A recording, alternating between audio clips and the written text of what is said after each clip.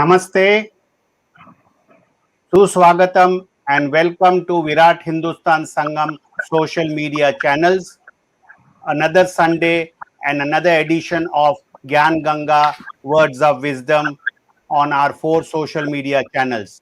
As you know, today we will be discussing the budget 2021 and it will be an analysis of the budget.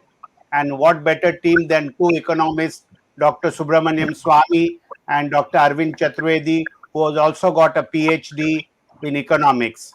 So with these opening remarks, I welcome you all to this Gyan Ganga.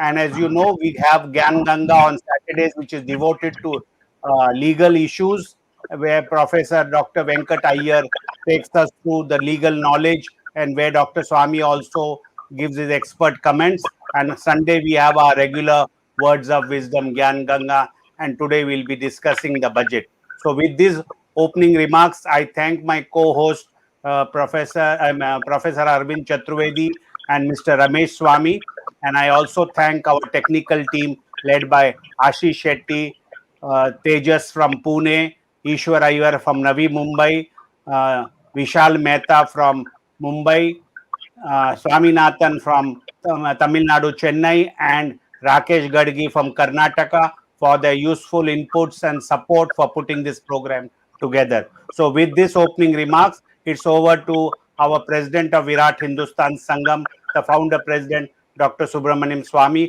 for his opening and initial remarks. Over to Dr. Swamy. Yeah. Oh, thank you very much, Jagdish. Before this budget was introduced in Parliament, there was a lot of hype being done by the Minister for Finance, and she in fact said at one stage that this is the best ever budget. It's going to be a huge revelation, blah blah, etc. And the media had also been mobilized for that. Now the question is that when the budget has come out, most of the people are discussing only nits and are nitpicking. You see, a little bit. This has been increased, and that has been increased. This has not been increased, etc. So there is a more sophisticated way of understanding the budget. After all, if the budget is to move the economy, then the economic variables should be directly addressed. I mean, this is how this economic variable.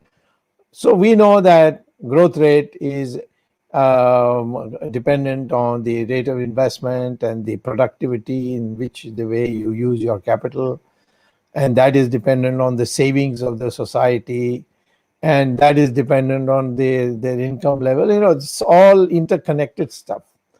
And so we need, therefore, to know this mechanics. So I am in the final stage after, going with Professor Arvind Chaturvedi through the nitty-gritty of this number and that number. I'm then going to present to you that how should a budget be presented so that people know that this is going to be the rate of growth because of this. Today they're saying that in this this coming financial year 21-22, we're going to have 11% growth rate. Now, where did they calculate? I will show you. We will show you in this program what is the exact mechanism by which you can estimate the growth rate.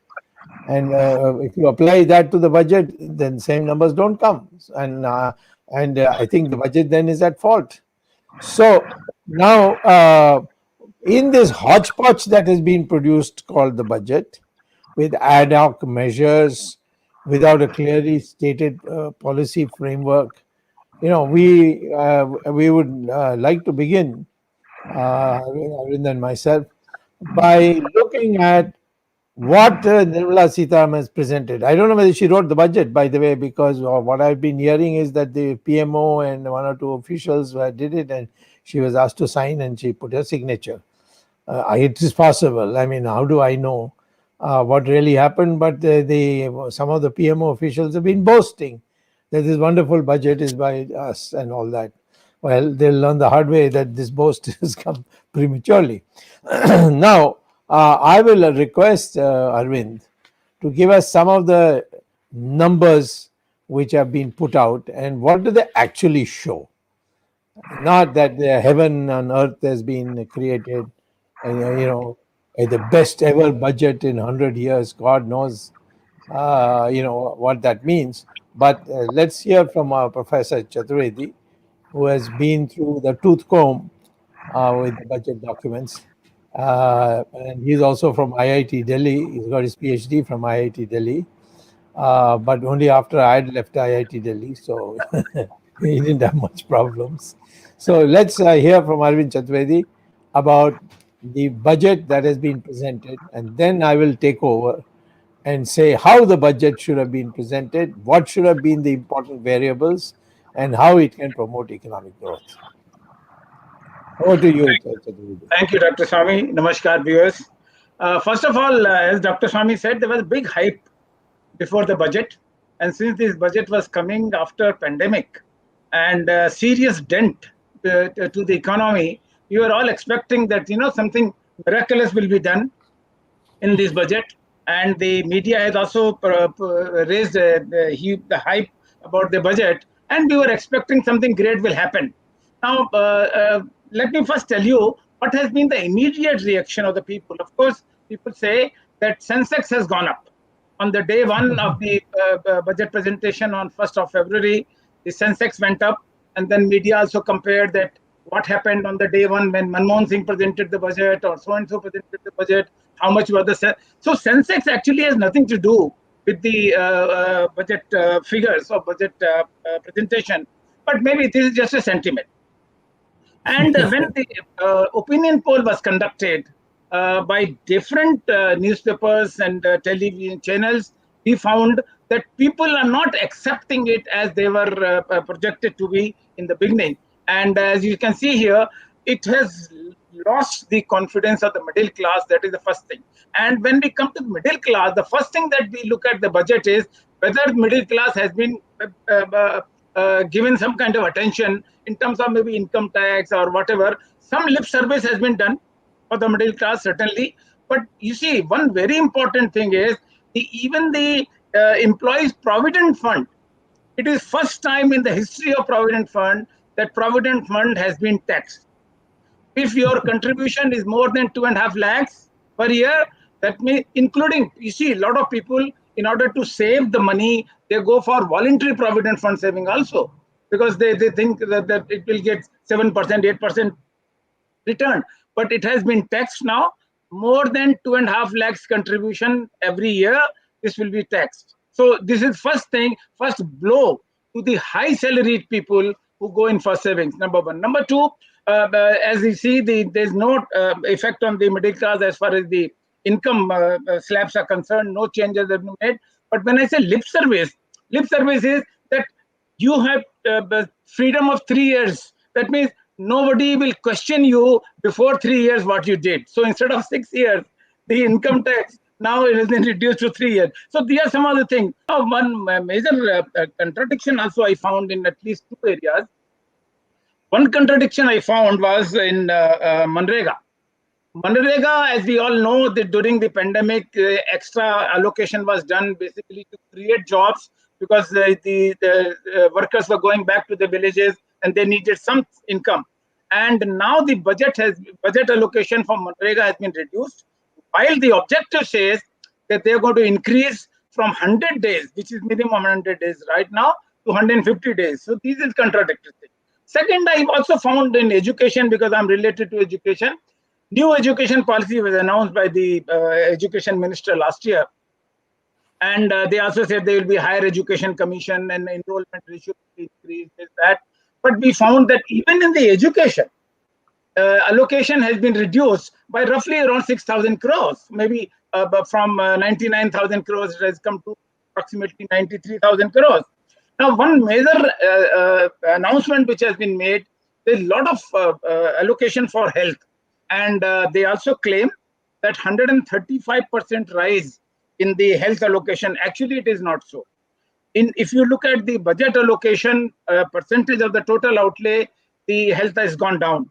What has been increased is 35,000 crores for vaccination, and it also includes roughly 64,000 crores for water and sanitation. Actually, this health it includes three components: health and medical welfare, second is family welfare, and third is water and sanitation. So water and sanitation has gone up, vaccination has gone up, which is not a recurring thing anyway, and it will be spent in the coming year. So then you have Nitin Gadkari, who was performing such excellently in his ministry. The road construction per day had gone up tremendously, up to 30 kilometers per day, and now it has brought down to 28. From 28, the projected is 22 kilometers. So even the allocation for the infrastructure, of course, contradiction when I say you are raising the money for infrastructure, you are putting a lot of emphasis on infrastructure, but the allocation for the road construction is also going down. So basically, the jobs which are created, the manual jobs which are created, even that consistency has not been maintained in the budget. Then we have threats from China and Pakistan, but no major changes in the defense budget, defense allocation. Defense allocation is marginally changed from maybe 4,71,000 to 4,78,000, which is very, very marginal. And Dr. Swamy will tell you, because he has been analyzing the defense expenditure, and he's saying defense expenditure should actually be allocated according to the threats perception to the country, and not according to money. So he is also been advocating that if you are spending money on defense, print notes and then spend money, buy equipment, but that has not been done.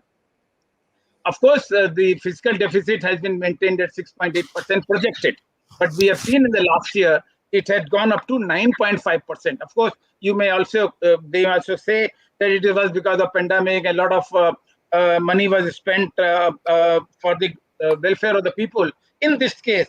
But then second thing is one very good sign is that national infrastructure pipeline, and I've already said a lot of money has been created, 35% extra has been allotted, but there are contradictions in terms of the allocation.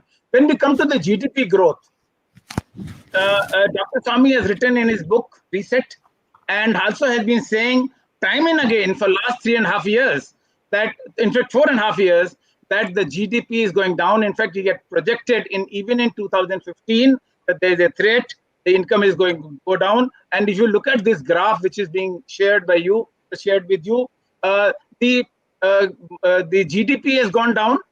Of course, you can say the entire world, all the countries in this pandemic, GDP has gone down. But if you look at the Indian situation, last 7 quarters, consistently, the GDP has been going down. It is not only pandemic, so we cannot blame COVID-19 all the time. And it is not act of God. It is basically act of the finance ministry that it has not been. So last 7 quarters, the GDP has been consistently going down. And it is not only the major component of GDP is the industrial production.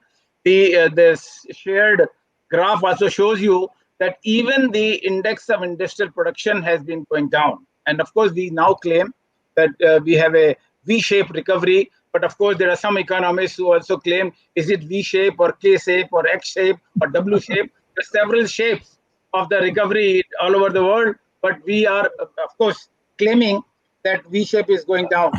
No, one interruption. Yes, By Sanjay Baru had said K-shaped, means right. Some parts are going up and some parts are going down. Right, and right. Instead of V-shaped, you should say K-shaped. Good point. Yeah. So there's also some economists who say it could be W-shaped. It will go down, come again. It will go down and then come. So even W is a questionable. But anyway, so we have looked at the budget at a glance. They say that all sectors, whether it is coal, gas, fertilizers, in any sector that we look in last 1.5 years, 2 years, the growth is going down. So that means the growth is not only because of pandemic, it is because of the economic policies of the government. Yeah. Next. Ramesh, can we have the next slide, please? one major thing which has been agitating people, the petrol and diesel prices. Now, petrol and diesel prices are going up. There have been agitation by opposition parties and things like that. But they say that while the international prices are going down, how come our retail prices, pump prices are going up? And there has been a demand in March 2020, May 2020, and even in 2019, the duties were raised, excise duties were raised, and there has been a consistent demand from the people that now, since the prices have crossed even 100 rupees in certain metropolitan towns, the duty should be cut. What government has done in this budget, or at least proposed in this budget, they have made a slight change in the basic excise duty. Basic excise duty is very small part, very small part. It is only 2 rupees 98 rupees, 2 rupees 98 paisa per liter, and that has been reduced to 1.5, something like that. But more than that amount has been increased in the name of agriculture and infrastructure duty. So that means whatever has been reduced in the basic excise duty of petrol and diesel, that has been compensated. So the net effect is, the chart shows you 8 paisa per liter for the diesel and petrol, and 6 paisa per liter for diesel. So it's such a meager change, and this has been the major demand of the people. Now the question is the allocation to different ministries. I've talked about health, education, and defense. Let me also share with you the income part. The income which is being shown, the 18% roughly comes from the 15% from GST. 36% is from borrowings. 36%. Now, naturally, Dr. Swamy will explain when he takes up this issue that whatever we are actually borrowing, we are paying more than that, in fact. So basically, our income is based on, a large portion of our income is based on borrowing, and a large portion also goes into the debt servicing, what is called the paying the interest and part of the principal. Then the going out, this is the allocation, as you can see on your screen. The allocation for different sectors I've already discussed. Defense, in fact, what is shown here is the percentage of total allocation. But if you look at the defense as a part of GDP, proportion of GDP, it has not increased. So basically, with this introduction of the figures and the presentation by the finance minister, I pass it on to Dr. Swamy to start, because Dr. Swamy has been saying consistently that any policy changes has 4 components, and now he will elaborate what are these 4 components and what should be the budget, what should have been the budget in place of what is already presented. Yep. Dr. Swamy. Well, I'll start with some preliminaries. First preliminary is, what is the current problem with the Indian economy? And what has been the problem from 2015 all the way down to the last quarter of 2019-20? And that is just before, because the lockout was declared on 24th or 25th March. And the last quarter of the financial year, April 1, 2019 to March 31st, 2020, was almost over when the lockout was declared. Now, the last quarter is 1st January 2020 to March 31st, 2020. The rate of growth was 3.1% only of GDP plus, when there was no corona. And the previous quarter and the previous quarter, all the way back to 2015, all shows a declining trend. That's why I wrote those articles in the op-ed in Hindu newspaper saying tailspin is taking place, a crash will come one of these days. Now, to ascribe the corona to all the economic miseries today is total bunkum. Yes, some countries were growing fast, have suffered, they can claim. But ours, you see, yes, the decline is much more. That is, take for instance the second quarter of 2021. That is 1st April 2020 to 31st March 2021. In that financial year, the first quarter is from 1st April 2020 to June 30th, 2020. What happened? The GDP fell by 23.9%. Then the second quarter also it fell, but not as much. The third quarter, maybe there was not much to fall also. So the third quarter also not much. Now we are now in the fourth quarter, whose data is still to come, because we are still in February. Until March 31st, we won't know. But I would say, when you are saying our V shoots, well, the V comes one way, this way, and then goes up. But does it go and cross that where you started falling from? That's not happened. So therefore, I want to say, what is it that we can do to make the Indian economy accelerate at a consistent rate year by year, at least on an average of 10% per year for 10 years. Now that should be our goal. Not this, I have adjusted this, I have adjusted that, I am making you happy by cutting this tax or on GST. So I mean, this is all chartered accountant stuff. It's not economists, you see. And chartered accountants also do a much better job, because they focus on the main issues. Here everything. Now, therefore, I come to this question which you had raised, Professor Chaturvedi, that where are the real knockout blows being delivered by the budget?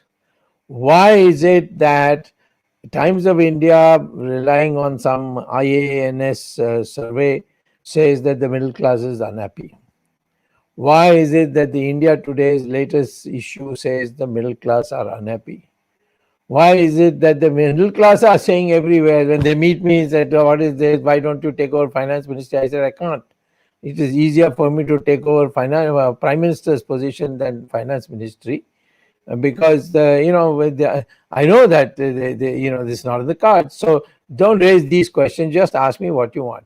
So invariably, people have asked me, tell us how the budget should be planned if you were a finance minister.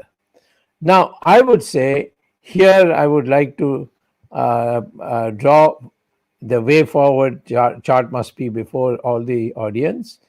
First thing that you have on the left-hand corner, objectives. What is it that you're aiming for? Which direction you want to achieve your goals? Then, of all these objectives, which is your first priority? Which is your second priority? Which is your third priority? You list that. Then the third one is, what is the below that, below the priorities, what is the strategy that you are going to adopt? Economic strategy, if I put it in very general terms, I'll say whether you want labor intensive growth or capital intensive growth, or you want financial growth, or you want output growth, real output growth. So your strategy should be according to what you want. What we want today, you see, let me start with moving from strategy backwards. Our strategy should be that this country's unemployment must go down. This country's people living below the poverty line must come down. This country's growth rate should go up commensurately, and the strategy should be based on that. I mean, strategy means, do I increase capital? Do I just open and say dig roads? I mean, there are many ways of doing it. Shall I abolish income tax? That is one strategy. So I will go systematically now. I believe in the present situation, our first objective should be that the GDP must grow at a minimum of 10% per year for the next 10 years. Now, if you grow at 10% this coming year, you are only going back to 1st April 2019. That is, you are sort of recovering. So V-shaped is also only recovery. You fall from here and then you go up here. So you're back there. I mean, therefore, that's a straight line. You have made no progress. That means you lost a year. You may lose 2 years. At the present time, I think you will lose 3 years. And then to make up that loss and then also accelerate fast to overtake China or something, it's a huge task. It can be done, but you must know what is required. So first thing I'll say, for the next 10 years, you should grow at 10% per year. Now I'll show you the arithmetic very soon about it. But first let me tell you that just by making a statement, oh, I will make in 5 years India's GDP as $5 trillion. Now, will you, just now you showed a chart, Arvind, this chart. Now, how do you estimate the growth rate? I asked the finance ministry officer who met me accidentally, tell me how you said 11% growth rate. IMF is saying it. I said, how did the IMF say it? No, I haven't read it. The IMF, just like, some word of God, IMF has said it. And you and I you were with me in the Commerce Ministry when I was Commerce Minister. What we told the Americans, to hell with your bloody IMF. They should only give money and shut up about our policies. So what does the IMF know? If you can't get a good job in America, you join IMF in America and the World Bank. That's generally been in the academic field. If you can't become a professor, you become IMF. So the IMF says so. You have not done any calculation?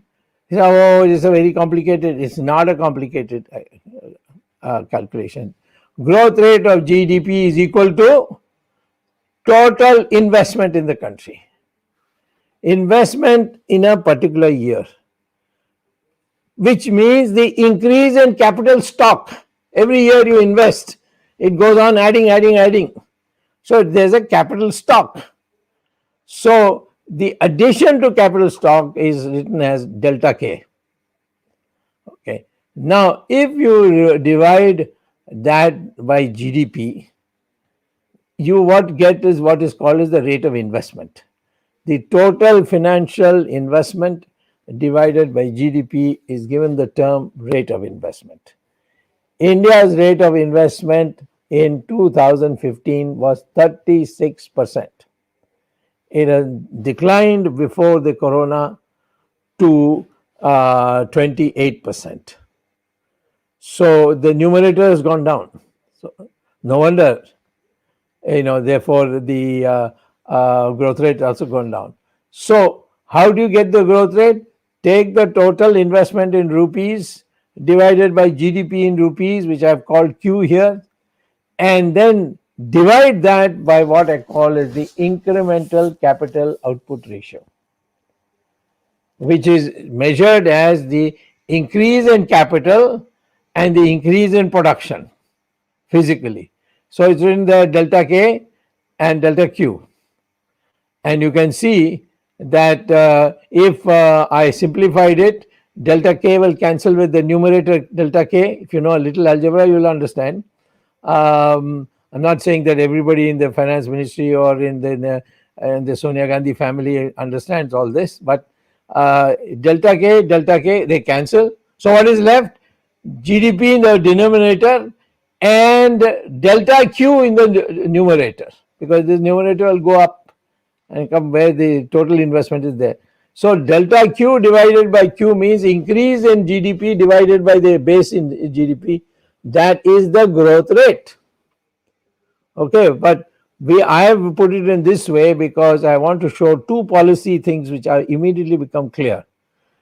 One is the rate of investment has to be raised, which means you have to give incentive to the people to raise the investment. Okay. The second thing is the capital use of the capital. It should be efficient. That's why we have measured incremental increase in capital divided by the increase in output.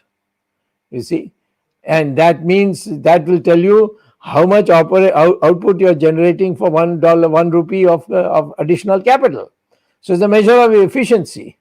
If it is a big number, it means you have to put a lot of capital to generate 1 rupee of output. That's inefficient.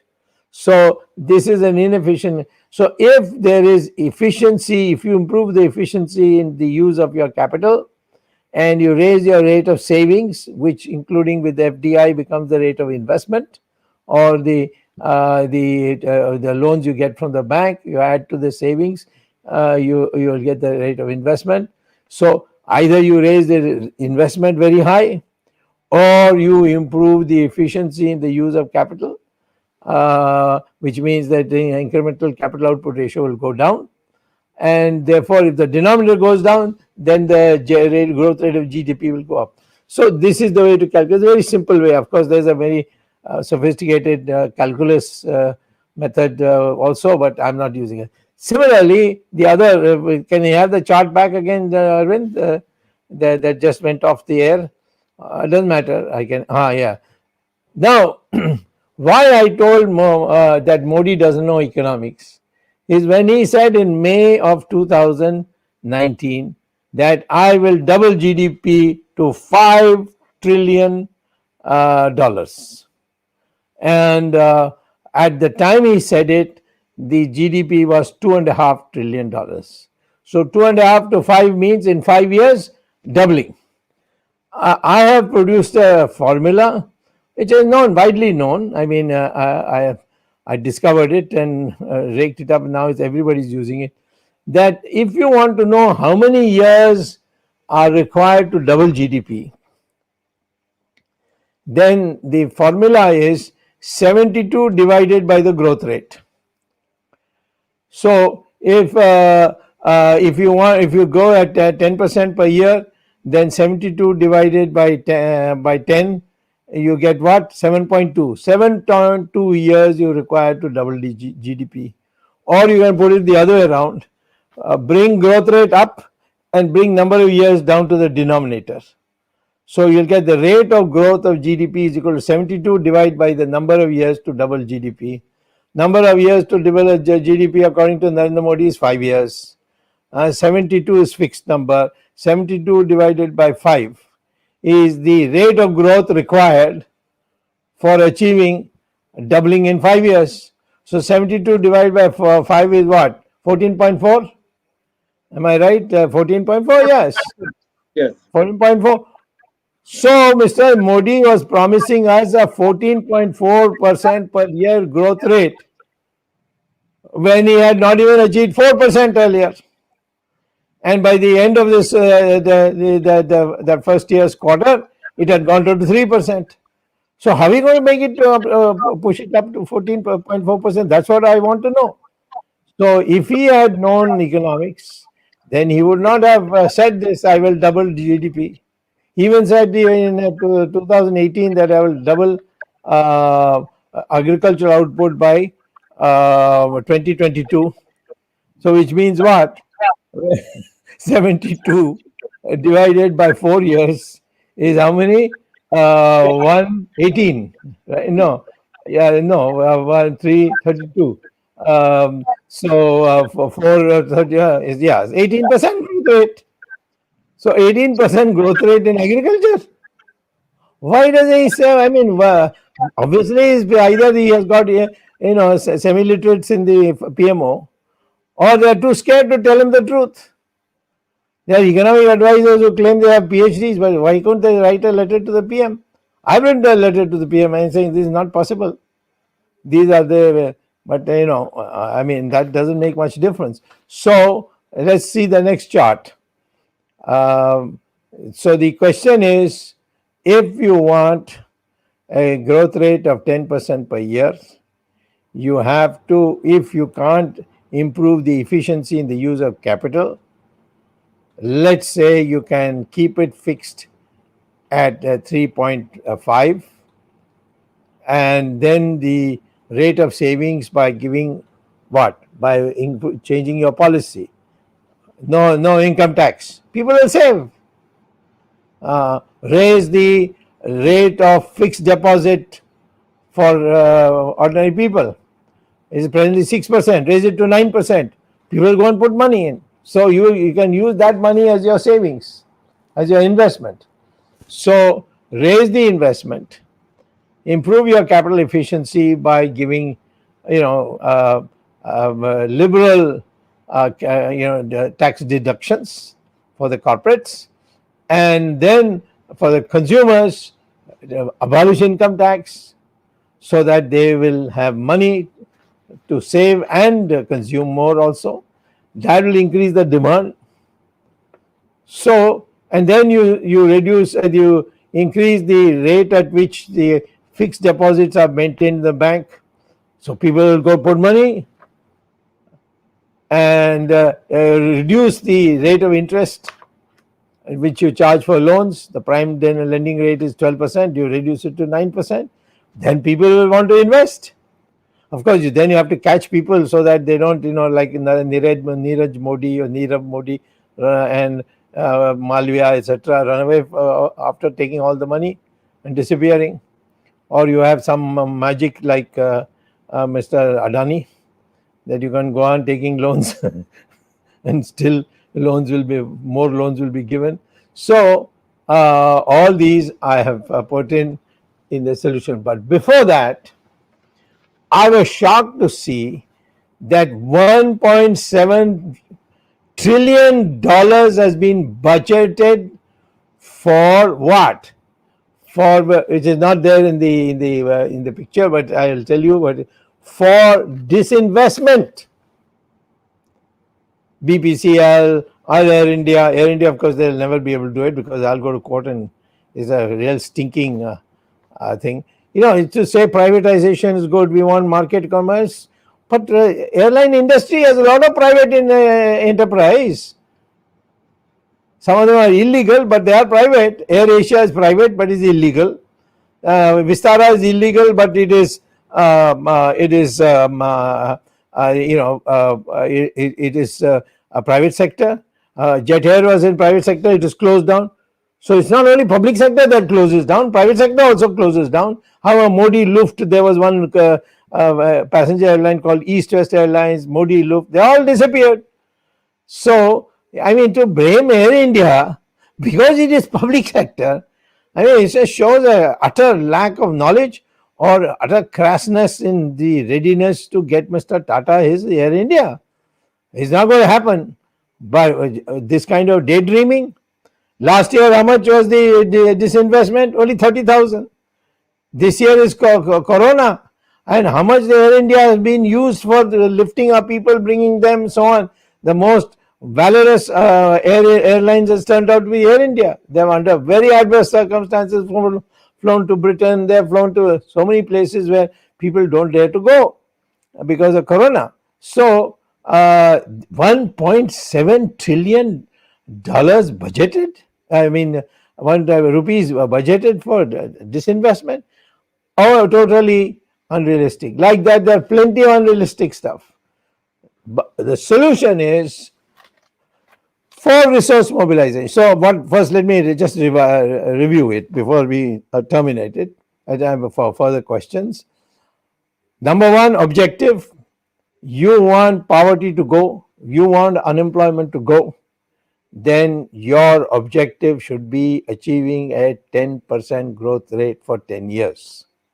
How to do it? I given you the raise your savings rate to 36%. Let it be invested. So make the investment attractive by lowering the interest rate, which that crackpot Raghuram Rajan had gone on raising. And encourage people to save. How? First, abolish income tax so they get more money. They should save it. So then raise the rate of savings, the interest rate for savings from 6% today to 9%. Okay, then money comes.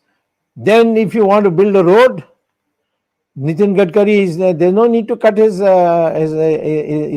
budget. Print notes. They say, how can you print notes? Why not? This is our own country. We owe all this money to ourselves only. So print notes, and what will the Mazdoor do? He'll go and buy. The Kirana shops will open, the hospitality sector will open, people will get jobs, there'll be lots of things will happen. So you should not print notes only when there is a undersupply. There's an undersupply of goods. Today you want to buy a car, you just have to walk in and people sell you 3 cars for 1 car. I'm exaggerating, but you get the idea. So I'm saying print notes in this present Indian situation of demand weakness and oversupply. Printing notes will empower the people to go and buy. And not only that, we print it and put it in their hand.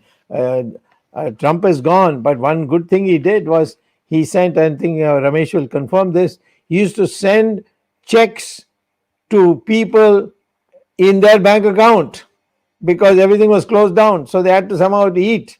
So he sent that checks on their bank account. So that way, when the migrant workers were walking, I said take trunks and start handing out to them. You see, they will all take it, and then next thing they'll do, the next stop when there's a restaurant and all, they will eat to their heart's content. So if we go back to the chart, I'll show you other things we have to do. We have got it all listed. Will you be able to get the other previous chart back? Yeah, yes, sir. Just give me 1 minute. I'll just write that. Yeah. So see, tax exemption for employees and middle class, raise the fixed deposit interest rate, lower the prime lending rates, temporary ban on FDI and participatory notes. Why? Because all the FDI that's coming and participatory notes, they are all money our people have deposited abroad illegally in about 70 countries of the world, in some here, some there, like Cayman Island, Virgin Islands, St. Kitts, all kinds of places, Singapore, Dubai, all the money is coming back for investment because now they see there is a starvation for funds. So, all right, come. And they'll all pull out also because this participatory notes created by Mr. Chidambaram is one of the most anti-national things anybody has done. All you have to do is get a piece of paper from Morgan Stanley or somebody in Europe by showing by bringing cash and putting it there on their counter, and they'll give you bring that here, the Reserve Bank will give you a chap, and you take that participatory note and give to the share broker and say, I want to buy. So all this stock market going up and down has got nothing to do with the budget. It can be organized. It's a rigged stock market. And when tomorrow these participatory notes will get cashed and they will go back with their capital gains, you will see that immediately the stock market will collapse. Then retrieve $2.5 trillion in illegal foreign bank accounts abroad using the UN Convention for Corruption.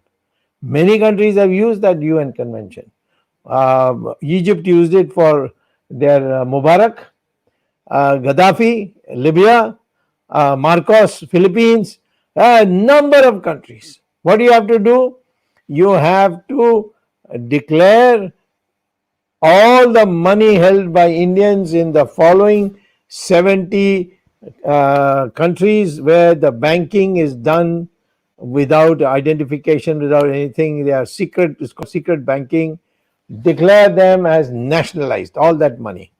UN will then assist you to get all that money back. I'm giving you examples of countries which have done it. In the very first day when we took power, I said, do this. But Mr. Jetli came in the way. He said, nothing doing. I mean, you'll cause chaos, they will cause this, that, and all that. I don't know why he felt so sympathetic for these fellows, whatever was the real reason. So, therefore, which is what I'm saying, I am saying that there's plenty of money. I proved it when I asked them to auction 2G spectrum licenses.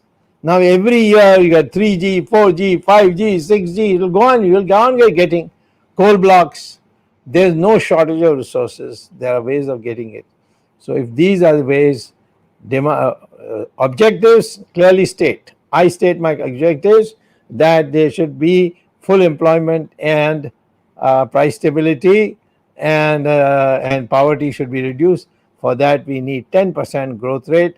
For that, we need 36% investment and a capital efficiency rate of 3, not the 5 at present. And then you'll get it. And then you can, 10% means every 7 years your GDP will double. You can take over China in if you double your GDP, use the correct prices. And so this is the way to do it. And then encourage people, reduce taxes on petrol, so people start going. Travels. Most of the people are not going for pleasure.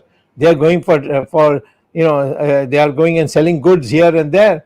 There are people who are need to go from one town to another for business interest. The freight rates will come down, so the goods will be brought cheaper. So many things will be done. So I think, therefore, objectives, priority is what? Defense. Defense, how much they gave? Some 8 crores extra. Education, priority. Everything, the new economic policy, education policy. And what have they done? Reduce the allocation for education. Similarly, health, I don't know where they have spent the money. They're saying they have done so much, but most of it is for sanitary purposes and so on and so forth. It's not for the purpose of building more hospital beds and things like that. So, and finally, the most important place where the maximum employment takes place of white collar and blue collar, and that is the what is they call as the sector of hotels, hospitality, as they say, airlines, and so on. They have literally, our government has squeezed the airline to a point where they are all working on a margin. And I think one of the reasons of outcome is that Mr. Adani has got so many airports. I don't know how he pays for it, but he's got so many airports. And he's going to get more airports. Then he'll get airlines. Then he'll get satellites. I mean, it's a very, very, very, very dangerous development of monopoly. This is called crony capitalism. And therefore, these 4 things, if you are clear, you will get an excellent budget. And that budget will revive your economy within 3-4 months. And then over a period of 10 years, you can overtake China. And a period of 25 years, you can challenge America if you develop the innovation sector. This capital ratio that I talked to you about, capital output ratio, is reduced when you bring in a new innovation. And so new innovations require R&D expenditure, and that R&D expenditure will produce. Our scientists are producing for foreigners in America, but they can't produce for us because we don't treat them well. We don't give them free hand, everything, this billing, that billing, harassing people, collecting bribes, so on. So develop the R&D in a serious way. Indians can invent anything, and they can take technology which exists and duplicate it, of course, within the framework of the patent laws. And that is the way to go. So I would say this present budget clearly is not acceptable to the middle class, which is the backbone of Indian society. And particularly the poor workers, they are in starvation state. And then we find, for example, if you look at the assets of the rich people, rich industrialists, They have doubled in this in 8-9 months. How did that happen? You please find out. They must have cut costs in a big way by throwing people out, which they couldn't do earlier because of trade union reasons. That has to be understood. And then, of course, we need key factor demand, demand, demand. And all these agitations that are having on this farm agitation, I wrote to the Prime Minister giving him 3 steps. Everybody says it's the most unreasonable thing to not settle with these people. And that is why I have proposed that these 3 steps be taken and solve this problem, and then finally take on the Chinese and kick them out of India. Thank you. Yes, sir. Over to you, Arvind. Of course, Ramesh will have questions. My basic question is, in last 50 years, Arvind, I'm sorry. There is a feedback coming from your end. Is the phone also on? yes, no, phone is not on. There is a feedback. I think from your mic, I'm getting a feedback, like an echo. Should I remove this mic? Yeah, can you remove it? See, I'm not. Okay now? Go ahead. Go ahead. Okay, my question was that if China can do it in 20 years, reduction in terms of percentage of poverty, what is called poverty ratio, we have been planning for a while, but we have not been able to reduce. Even, of course, the figures may be controversial, but we have gone back. In 1997, we had roughly 37% of the people living below poverty line. And even after roughly 25 years, not much change has taken place in reduction of the poverty ratio. What should be done? Well, first of all, I think we have raised the standards of the poverty line also. I don't agree with the principle that we have become poorer. I had this problem with all our scholars when I was doing my PhD thesis on the theory of income distribution with Simon Kuznets. And I showed that our inequality is increasing. And the reason the inequality was increasing is that the urban areas were going faster than the rural areas. So the distance increased, even though within the urban area and within the rural areas there was not much change in the unemployment, but the distance between the two increased, and so the overall India, the unemployment, the inequality was showing as increasing.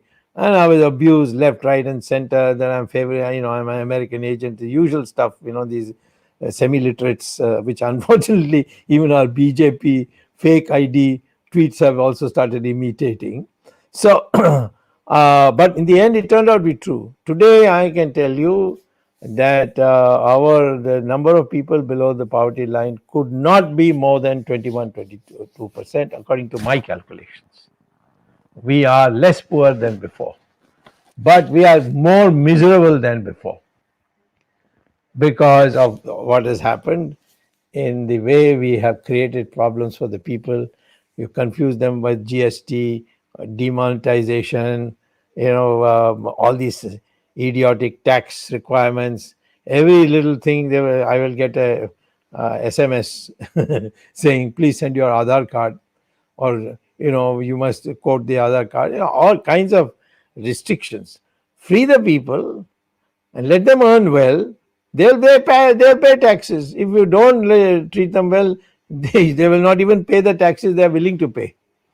So this is a method of how do you deal with people. How is it that Narasimha Rao's government, we were able to grow from 3.5% to 8% in just 5 years? Whereas for 40 years of Jawaharlal Nehru and the Soviet planning and Indira Gandhi, etc., our growth rate from 1950 to 1990 was just 3.5% per year.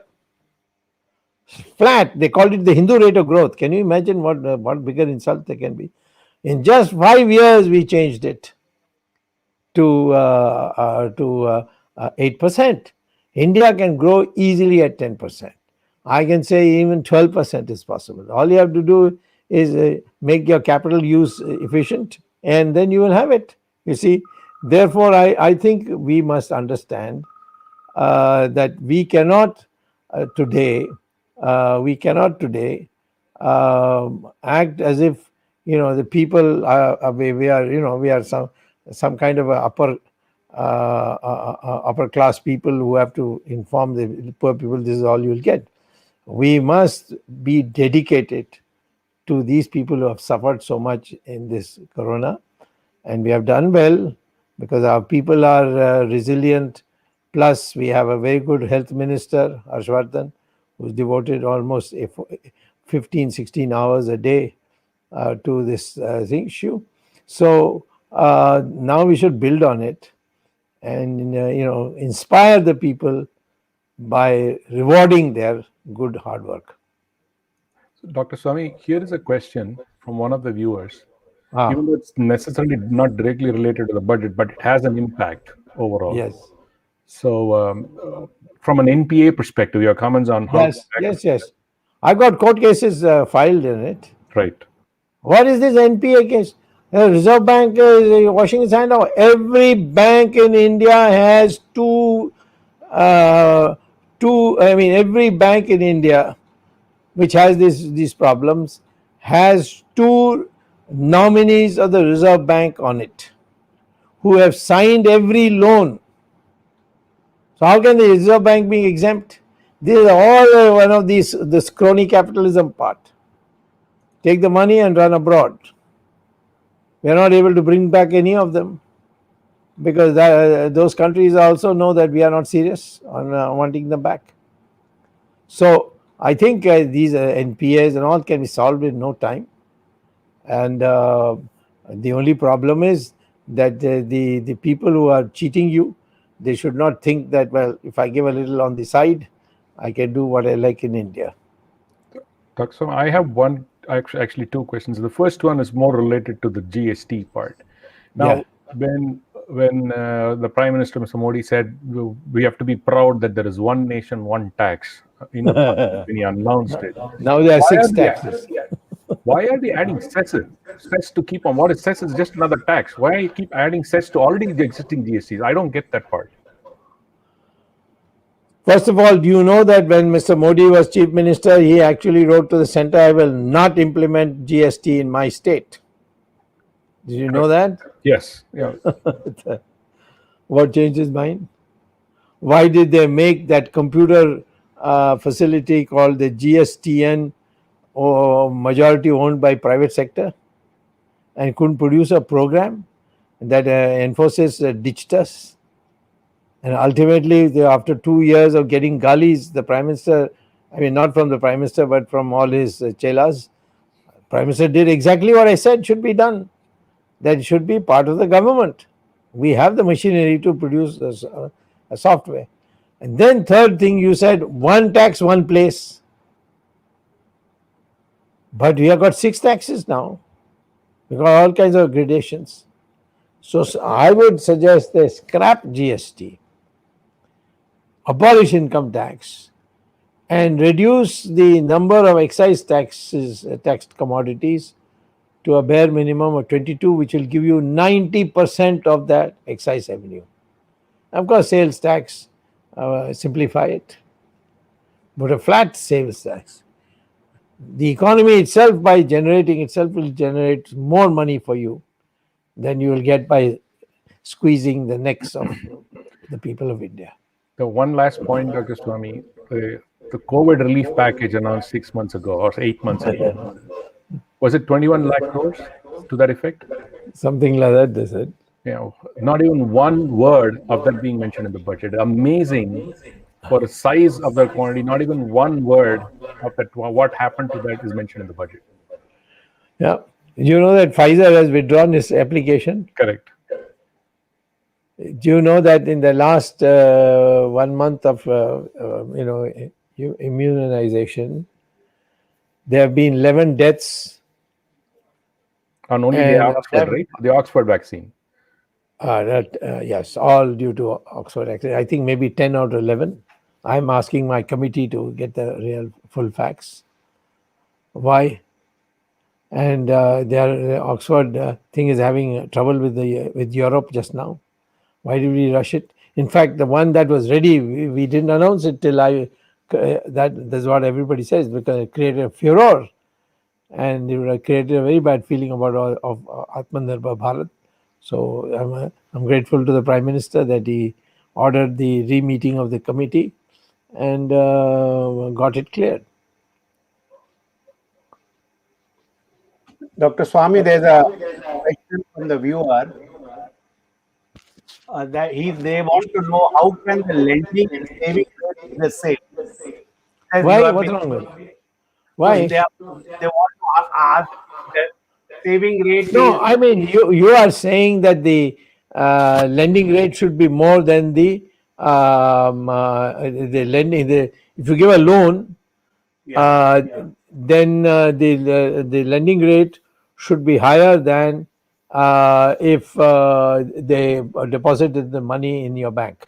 They're not depositing the money on any immediate basis. They are depositing the money on 5-year basis. They're giving you your money for 5 years. You see, so what fixed you are saying. deposit. What you are saying is basically for fixed deposit, long-term fixed deposit. Yeah, only that. And there are so many other transactions a bank does, and it can get. Yeah,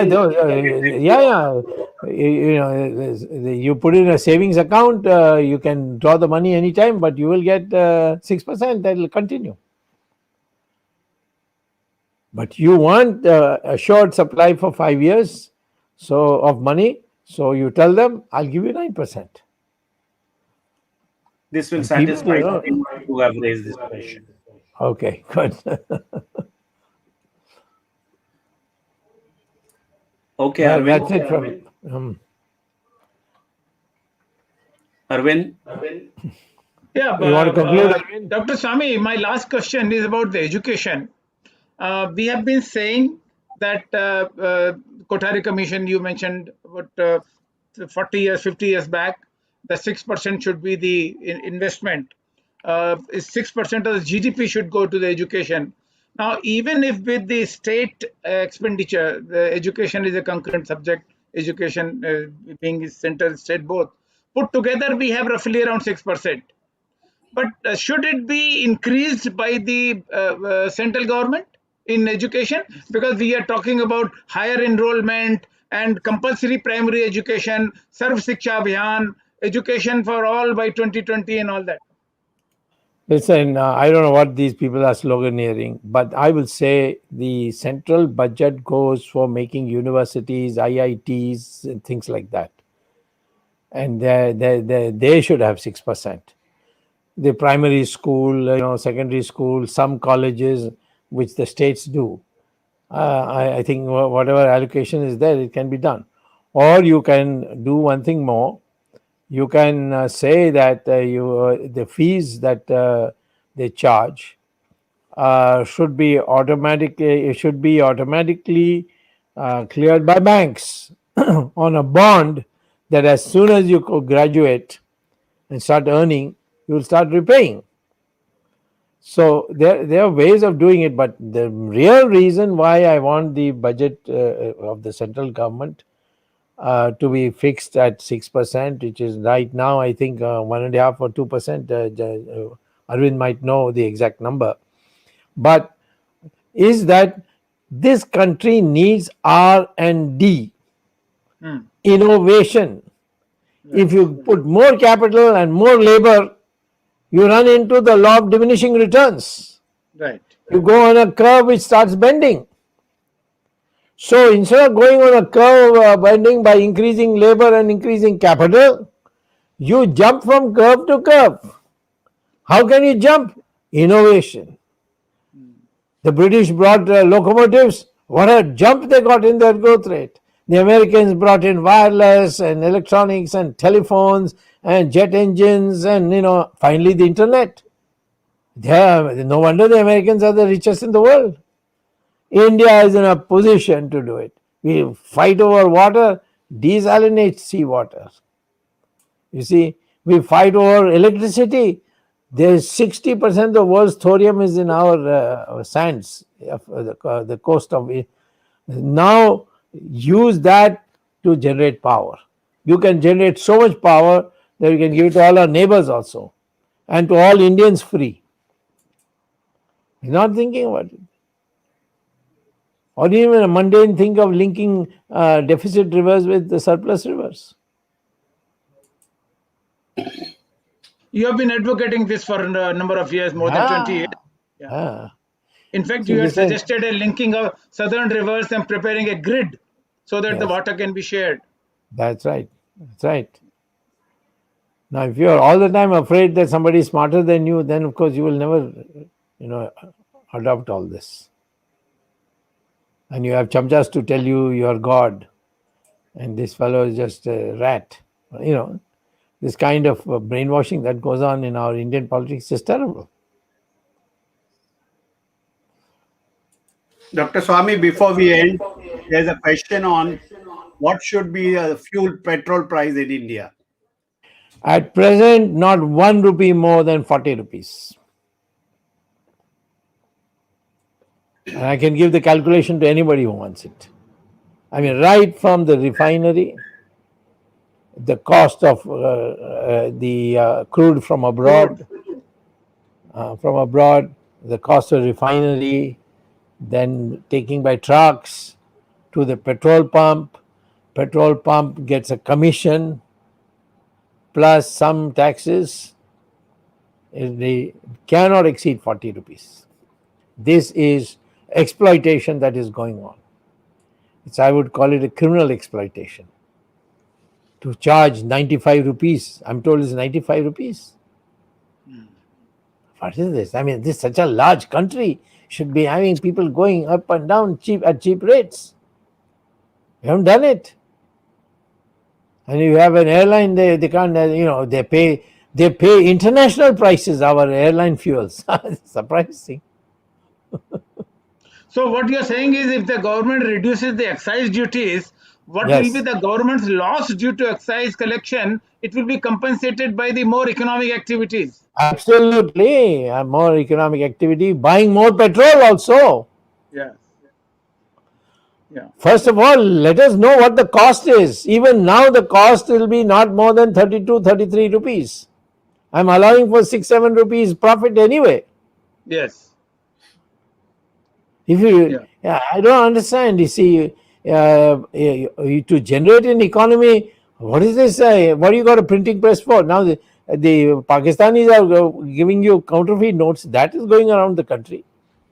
In last 6 years, by changing the excise duties, the government of India has earned more than 4 lakh crores on excise duty additional. That's right. And I'll tell you on excise duties, just rank the commodities by their contribution. The first 22 will give you 90% of the excise revenue. Abolish it for the rest. You see, people, there'll be a spree to buy. The shopkeepers will be damn happy. They'll build a better, they'll build air-conditioned shops and so on. You must know how to, it's a macroeconomics, all these banias will never understand. Because banias are on a lane then. But macroeconomics is matrix. Something happens here, something will happen here.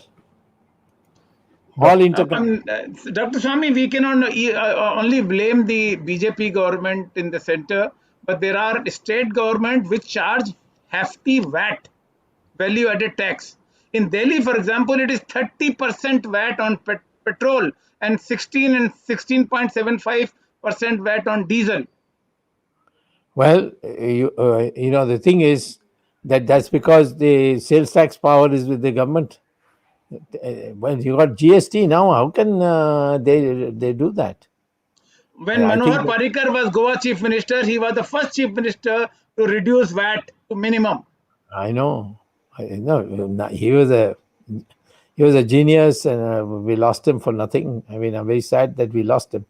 But these nitty-gritties you pick on one. It's a kind of mentality.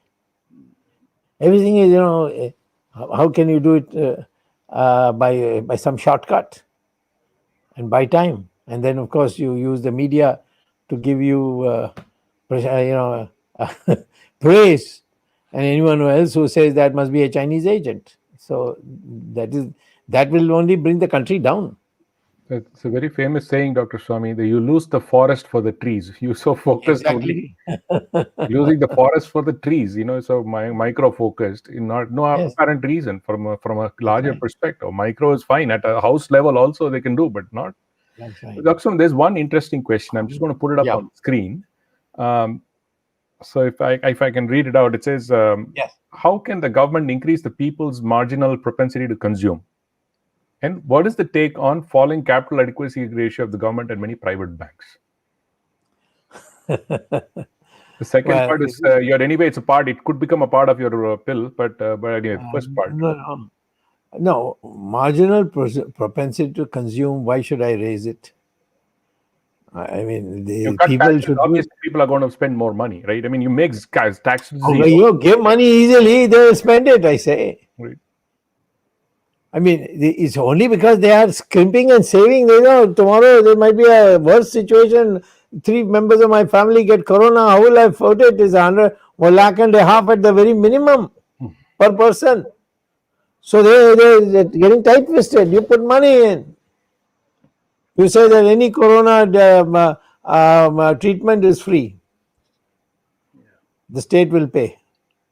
And Ramesh, the example is China. In China, the domestic consumption is much lower as compared to other countries, and they have export. They have earned from exports. Correct. So it is not only domestic consumption which raises your GDP. Absolutely. Okay. So the other thing, you're right, Dr. Swamy. Now in the US, they're debating putting more money into people's pocket directly, another $1,200 into this. Yes, there you are. I mean, they're just printing money. They don't care. I mean, we are crossing our deficit is becoming 30 trillion. They don't care. I mean, this whole what is there to care? You owe this money to yourself. Correct. By printing notes. You're not getting the Chinese to print the notes for you. It's in your own Nasik and other places where Jabalpur and so on, where the printing presses are there. And there was a gold standard before. So if somebody went and said, okay, give me gold, you had to give gold. That's been abolished. Now it's just a piece of paper. Yeah, it's all, notional money, not literally printing more. No, when you say currency, basically that's what it is. You pump more money into the economy. It is crazy, Dr. Swamy. It's just that, they always go into this argument of, deficit will go up. We'll have sovereign rating will go down. Because we have been brainwashed. You had Raghuram Rajan who said, money supply means inflation. Okay, so therefore, in order to avoid money supply, you shut down the money supply. I mean, in order to control inflation, you shut down the money supply. That's like the doctor saying that I can't bring down the temperature unless I kill the patient. Yeah, that's Once exactly what's I kill the patient, definitely the temperature will come down. Yeah, because the deficit is a myth. This whole concept of deficit is a big myth. No, only one rider. If there is a supply shortage and an excess demand, then yes, you must cut your deficit. You must raise the level of taxes. However, if there's a demand shortage and a supply excess, then it's a different thing. That's why I'm saying, don't be a shopkeeper. Be an economist, macro. If you don't know, if you knew mathematics, it'll be very easy. Just put a matrix and find the latent root. It's common sense, Dr. Swamy, because a lot of people, as you said, people are struggling with all this, with so many job losses. People are struggling and you just have to make sure that you have enough money flow. And you slow improvement. Otherwise, it's just more people dying. Shops are lying with inventories. You give him money, go and buy. The shopkeeper is also happy that you bought his goods. Yeah. So there's one interesting question from somebody from Odisha. He's saying Odisha is blessed with a lot of natural resources. Yes. Right? But it's still very poor state. I mean, it's more of, is it lack of exploitation, or is again the likes of Adani's that are exploiting the resources only. The exploitation is confined to a certain set of. No, in Orissa, even the Tatas are there. Here, Abadis are a much smaller role. Tatas are there. There are some Agarwals and so on there. You see, the fact is, if the state was, Orissa was once upon a time the most glorious state with the Kalingas. Okay? I mean, people went to Sri Lanka from there, right, Dr. Swamy? Yeah, that's right. Orissa and Bihar are the donators of population to Sri Lanka. So it was a great, a great state. It has declined. The British also targeted it for fear that they may, revive as a rebel force. And today, all this is, auction everything. You have no problem. Any mineral, any coal, anything you want from Orissa, auction it.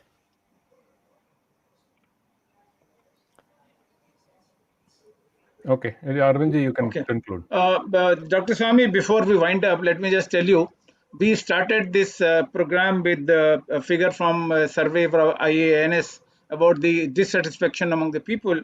I have another survey with me from Dainik Bhaskar. This survey was done by 12 states.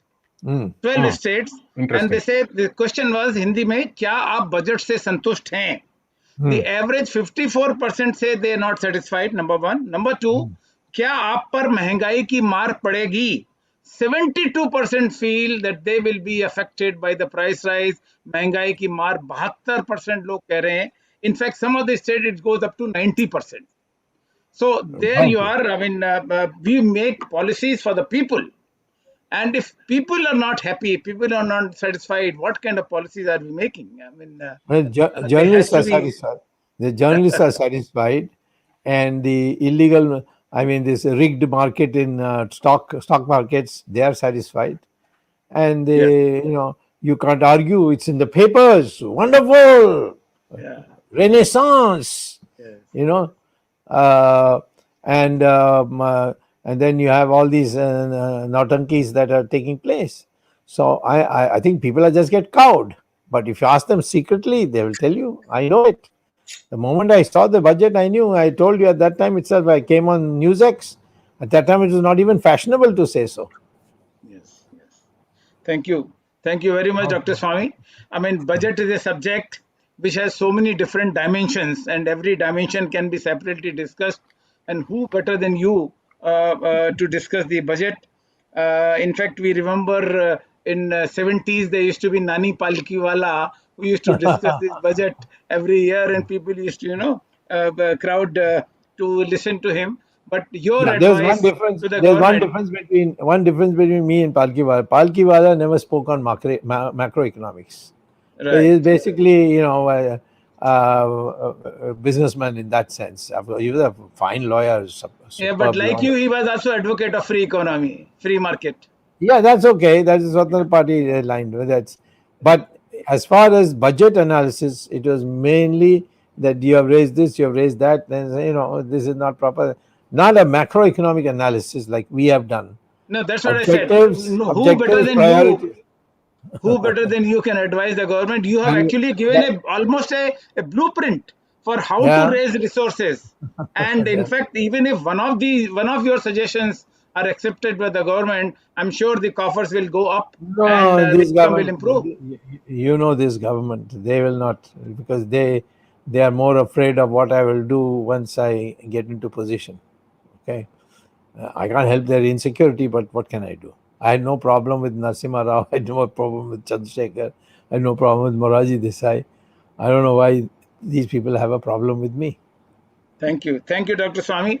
In fact, you also gave a formula how to calculate the growth rate of GDP. Yeah. And such important education will come from you in our new series when we start Earth Gyan Ganga, where each part of the economy will be discussed threadbare, and you will be advising people how to interpret the macroeconomic data and how to understand the economic terms. Thank you very much. Thank you, Ramesh. Thank you, Jagdish. And I thank my technical team led by Ashish Shetty, Ishwar Iyer, Gadgi Rakesh, Tejas, Swaminathan, and Vishal Mehta. And they have been doing wonderful job to put this program together. And the popularity of Words of Wisdom, Gyan Ganga, is going leaps and bounds because of the issues that we are taking up. Thank you, Dr. Swamy, once again. We'll be meeting again next Saturday in Legal Gyan Ganga and on Sunday in Words of Wisdom, Gyan Ganga. Till then, Namaskar, Jai Hind. Yeah, namaskar.